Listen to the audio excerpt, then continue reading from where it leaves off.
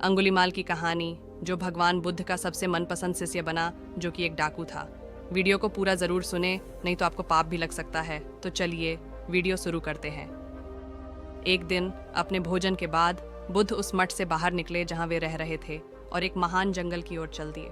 उससे उस दिशा में जाते देखकर अपने खेतों में काम कर रहे विभिन्न लोगों ने उसे आवाज़ देकर चेतावनी दी कि उस जंगल में भयानक अंगुलीमाल रहता है। अंगुलीमाल के बारे में निश्चित रूप से बहुत कम जानकारी है, लेकिन उसके जीवन के सामान्य विवरण के अनुसार वह एक संपन्न परिवार का बेटा था और एक समय तक्षशिला विश्वविद्यालय, जो उस समय भारत का ऑक्सब्रिज था, में एक मेधावी छात्र था।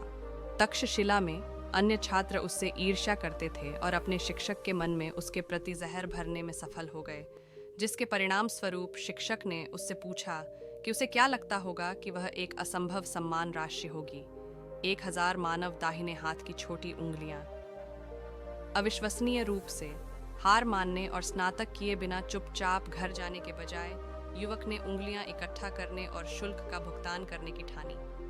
संभवतः उसे जल्दी ही पता चल गया कि लोग स्वेच्छा से अपनी छोटी उंगलियां देने में अनिच्छुक थे और इसलिए उसे प्राप्त करने के लिए उसे हिंसा और हत्या का सहारा लेने के लिए मजबूर होना पड़ा।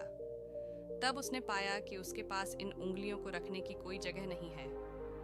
उसने उन्हें एक पेड़ पर लटकाने की कोशिश की, लेकिन पक्षियों ने उन्हें चुरा लिया। इसलिए उसका समाधान उन्हें अपनी गर्दन के चारों ओर लटकाना था।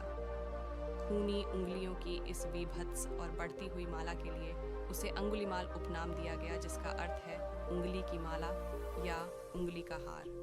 यह वह व्यक्ति था जिसने अपनी मांद से बाहर झांकते हुए बुद्ध को अपनी ओर आते हुए देखा था, और उस दिन उसकी गर्दन पर 999 छोटी उंगलियां थीं। ये शक्तिशाली और एथलेटिक सीरियल किलर, जिसने पहले ही उसे पकड़ने के कई प्रयासों का सफलतापूर्वक विरोध किया था, उसने अपने हथियार छीन लिए और बुद्ध की हत्या करने और अपना स्कोर पूरा करने के लिए दौड़ पड़ा। उसे उम्मीद थी कि वह आसानी से उससे आगे निकल जाएगा और जल्दी से काम खत्म कर देगा, लेकिन फिर एक बहुत ही अजीब बात हुई। भले ही बुद्ध केवल शांत और इत्मीनान से चल रहे थे, अंगुलीमाल ने अपनी दुर्जेय ताकत और गति के बावजूद पाया कि वह उन्हें पकड़ नहीं सका। आखिरकार थका हुआ, क्रोधित, निराश और पसीने से लथपथ अंगुलीमाल ने बुद्ध को रुकने के लिए चिल्लाया। तब बुद्ध मुड़े और बिना क्रोध या भय के चुपचाप और सीधे बोलते हुए उन्होंने अंगुलीमाल से कहा कि वह बुद्ध पहले ही रुक चुके हैं। उसने हत्या करना और नुकसान पहुंचाना बंद कर दिया था और अब उसके लिए, अंगुलीमाल के लिए भी ऐसा ही करने का समय आ गया था।